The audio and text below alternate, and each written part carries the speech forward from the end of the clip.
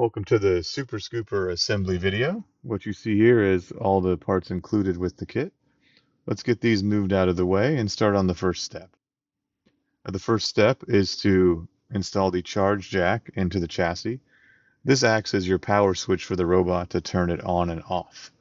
You're going to remove that little ring, it's called a jack nut, place the charge jack through the chassis, and then screw it on from the bottom. You want to do it hand tightened, and then I like to grab a needle nose and make it a little more snug. Don't over tighten it, but you don't want it to come off in the middle of a fight.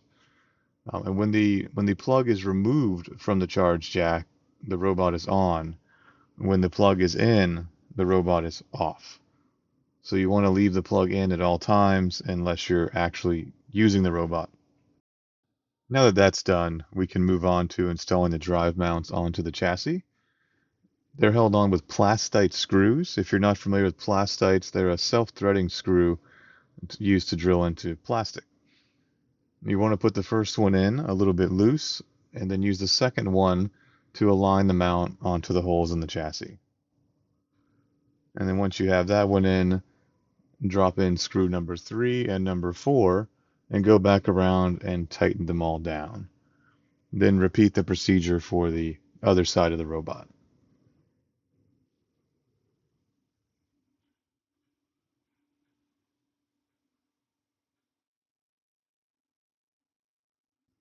Now that the drive mounts are mounted to the chassis, we're going to move on to the servo. The servo has a 3-wire connector on it. The middle wire is the power. For use in a robot lifter, you want to remove that wire from the connector. You can do it either by depinning it, or you can just cut the wire and strip it back. Ultimately, it will be attached to the lever clamps in the robot to bring power to the servo. Now we move on to a very important part of any lifter robot, and that is making sure the servo is at the 0 position when your remote is at the 0 position. Because servos have a memory and move to a specific location, whereas drive motors and weapon motors, they just spin in direction infinitely.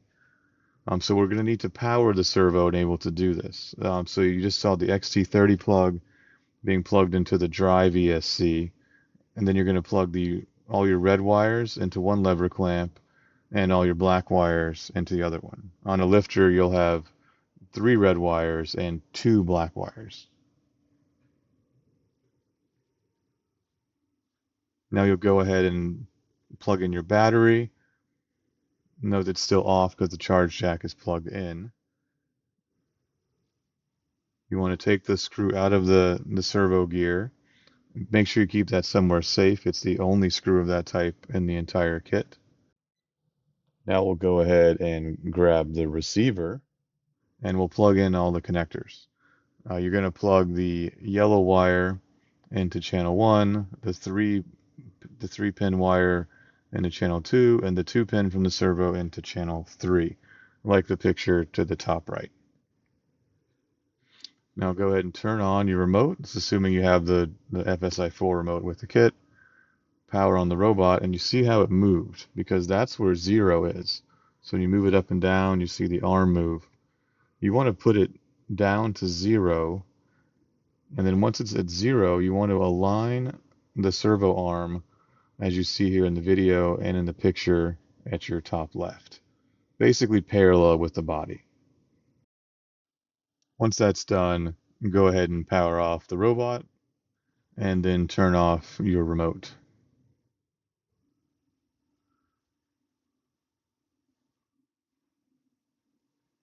From here, grab that screw that you saved for the servo and use it to attach the arm to the servo.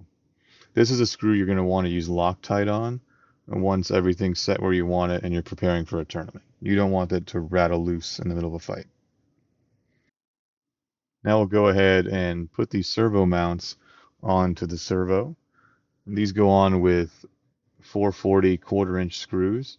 You're going to place the servo mount behind the tab on the servo and then attach it with the screws.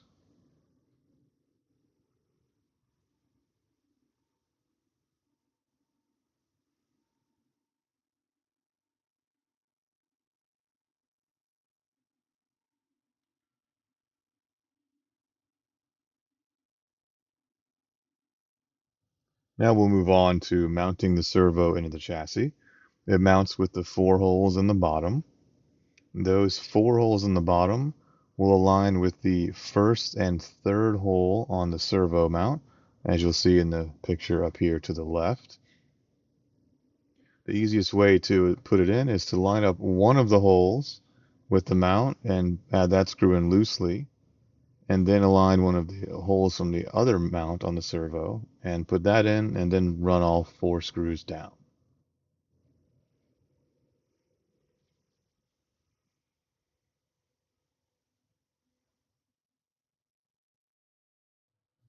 If you have any trouble getting them to align, you can take the servo out and loosen the screws you mounted the brackets with and position them a little, out or in, whatever is necessary to line up with the holes. Sometimes it works the first try, sometimes you may have to make some adjustments.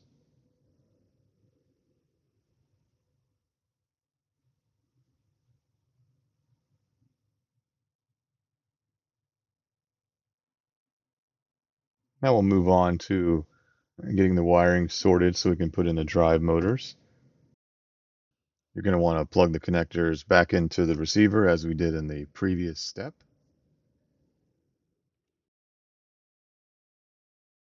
and plug in any power wires you may have removed since then. The lever clamps will stack in next to the servo, and the battery slots into the little cavity next to there.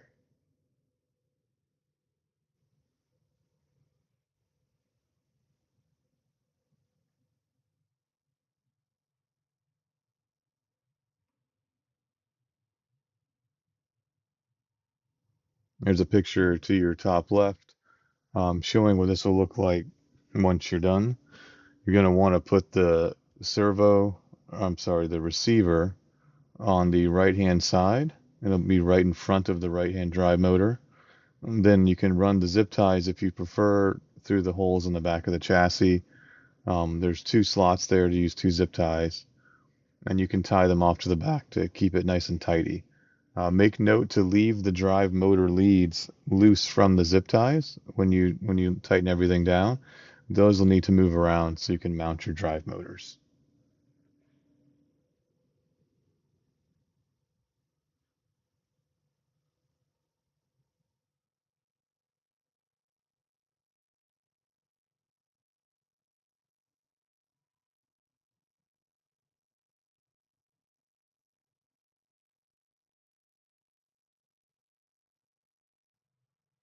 Now that the wiring's all tidied up, we'll move on to installing the drive motors.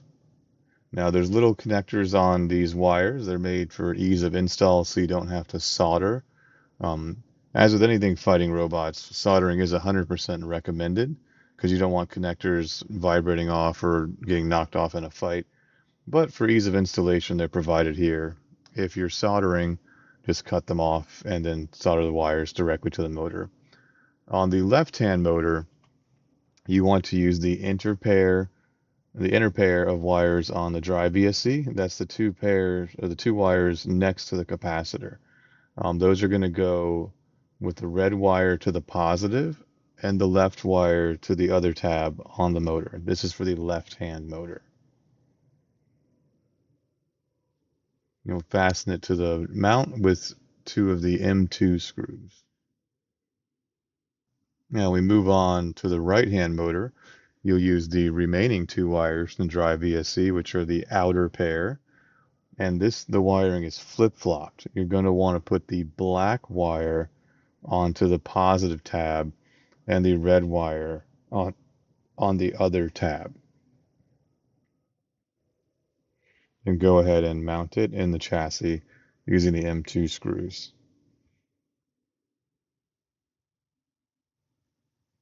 Make a note of the orientation of the motors. The left motor is in a vertical orientation and the right motor is in a flat orientation. That's to accommodate the different pieces inside the robot. Once you're done, it should look like the picture in the top left of your screen. Now that the main part of the chassis has been assembled, it's time to build the lifter scoop assembly. Uh, the scoop is threaded for the 632 screws that come with the kit. You're going to want to thread them in ahead of time in and out before you attach them to the lid because the hole is undersized on purpose to be a snug fit. So it's a lot easier if you run them in and out first and then attach them to the lid.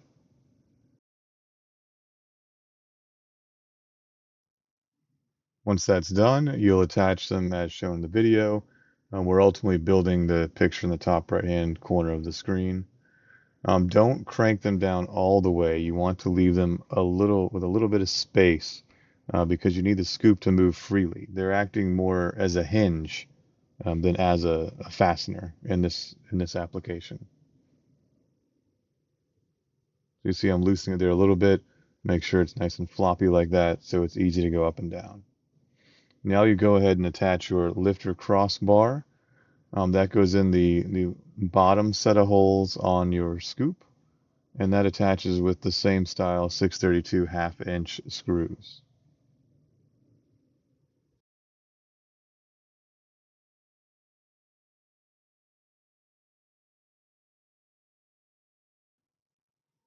Now we'll move on to putting the lid onto the chassis. Make sure all your wires are tied up before you pop it on there. And it's going to attach with the four 632 1 3/4 screws along with their lock nuts. So you put the screw in from the bottom and then thread the lock nut on from the top. And go ahead and do this and tighten down all four. And we'll be ready to attach the linkage to the servo arm inside the bot.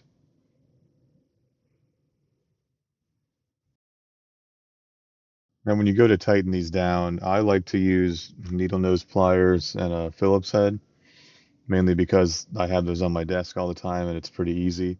You could use anything you want, like a wrench or a socket if you prefer.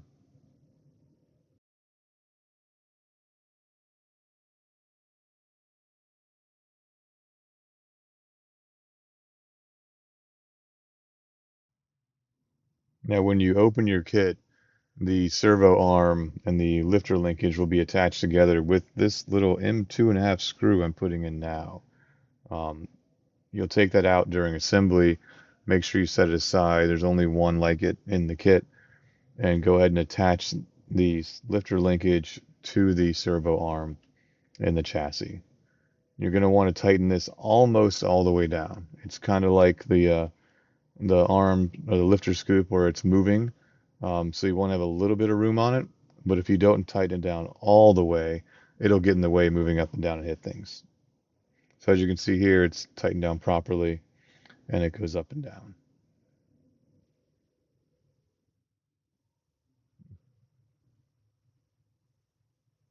Now we can move on to putting the wheels on. First thing you want to do is mount the foam wheels to the twist hubs. I like to do it on the table so you can push down a little easier with a set of needle nose. You can also use the included twist key that comes with the kit. So you put the ring on, push it down, rotate it, and it will snap into place.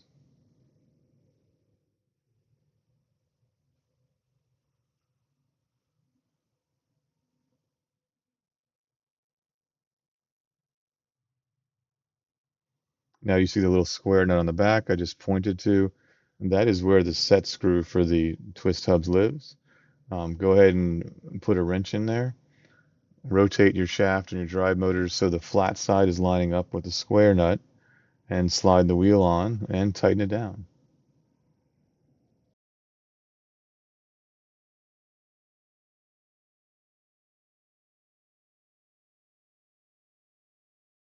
Once you've got the wheels mounted, you've completed assembly of your Super Scooper plastic lifter kit.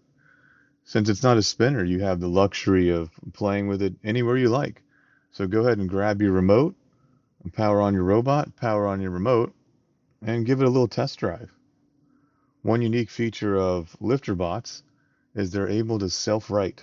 So if your opponent ever knocks you upside down, you don't have to worry about driving upside down, even though it can drive upside down.